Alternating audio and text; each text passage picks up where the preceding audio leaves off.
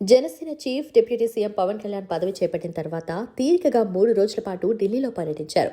ప్రధాని మోదీతో సహా కీలక నేతలందరినీ కలిశారు. కూటమి ఎంపీలకు విందు కూడా ఇచ్చారు.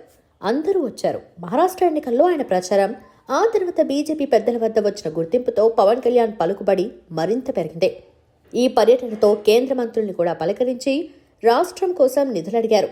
పనిలో పనిగా తన సోదరుడు నాగబాబుకు రాజ్యసభ సీటు కోసం లైన్ క్లియర్ చేసుకునేందుకు పవన్ ప్రయత్నించినట్టుగా చెప్తున్నారు. 3 వైసీపీ ఎంపీలు రాజీనామాలు చేయడం వల్ల ఏర్పడిన ఖాళీలు 3 భర్తీ చేయడానికి స్కెడ్యూల్ వచ్చింది. ఒకటి 2 ఏళ్లు, మిగిలిన 2టికి 4 ఏళ్ల గడువుంది.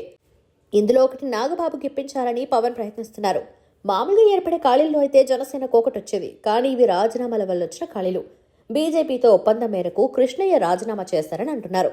బీజేపీ దృష్టిలో ఎవరో ఉండే ఉంటారని చెప్తున్నారు. ఇక మోపిదేవి, బీద మస్తాన్ రావు టీడీపీలో చేరుతున్నారు. వారిలో బీదకు ఆయన పదవి ఆయనకిస్తారు. మోపిదేవి వద్దంటున్నారు కాబట్టి టీడీపీ నుంచి ఒకరికి ఛాన్స్ ఉందని అనుకోవచ్చు. ఇక నాగబాబుకు అవకాశం దక్కటం కష్టమేనని అంటున్నారు. అయితే పవన్ గట్టిగా ప్రయత్నించొచ్చారని, ఏం జరుగుతుందో చూడాలని జనసేన వర్గాలు అనుకుంటున్నాయి.